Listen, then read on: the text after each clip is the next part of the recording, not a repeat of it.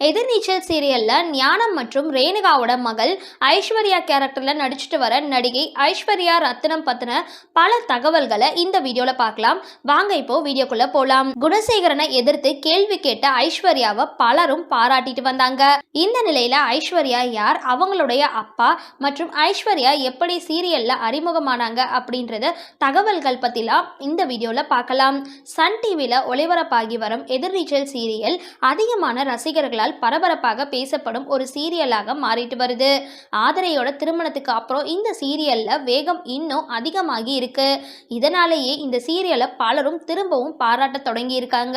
இந்த நிலையில ஆதிரையோட திருமணத்துக்கு அப்புறம் குணசேகரனுக்கு பெரும் அவமானத்தை கொடுத்தது ரேணுகா மற்றும் ஞானத்தோட குழந்தையா இருக்கிற ஐஸ்வர்யா தான். ஐஸ்வர்யா வயதுக்கு வந்து 3 நாட்கள் ஆகியும் வீட்டுல சொல்லாம ஸ்கூலுக்கு போயிட்டு இருந்த நிலையில அது பத்தி குணசேகரன் வீட்டு பெண்களை ரொம்பவே திட்டி இருந்தாரு. அதுலயும் ஐஸ்வர்யாவோட அம்மாவான ரேணுகாவை குணசேகரன் திட்டி கொண்டிருக்கும் போது அதற்கு ரேணுகா பதிலடி கொடுத்திருந்தாங்க.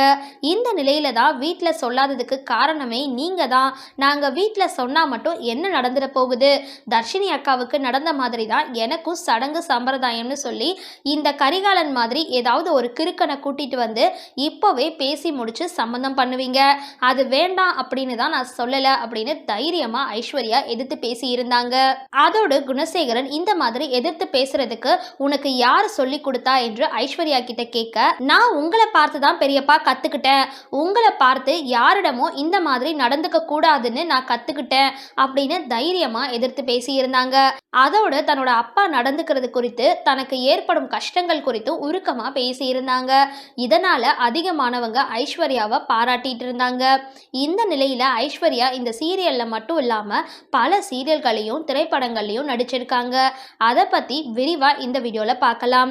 ஐஸ்வர்யாவோட சொந்த பெயர் ஐஸ்வர்யா ரத்னம் தானாம். இவங்க குழந்தை நட்சத்திரமா நடிச்சிட்டு இருந்தாலும் இவங்க பல ஷார்ட் பிலிம் விளம்பரங்களையும் நடிச்சிருக்காங்க.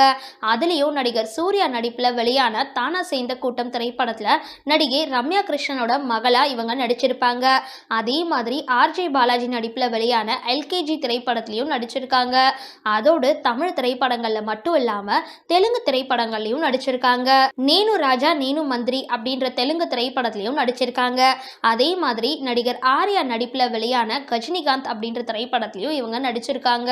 அதே மாதிரி பல பிரபலங்களோட விளம்பரங்கள்ல நடிக்கும் போது எடுத்த புகைப்படங்களையும் சமீபத்துல வெளியாகி இருந்தது.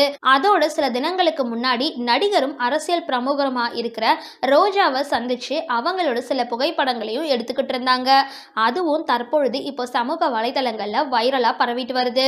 எதிர்நீச்சல் சீரியல் நடிக்கிற ஐஸ்வர்யா பத்தின உங்களோட கருத்துக்களை கீழே கமெண்ட் பாக்ஸ்ல போஸ்ட் பண்ணுங்க. வீடியோ பிடிச்சிருந்தா லைக் பண்ணுங்க, ஷேர் பண்ணுங்க, மறக்காம டிபி காபி சேனலை சப்ஸ்கிரைப் பண்ணுங்க.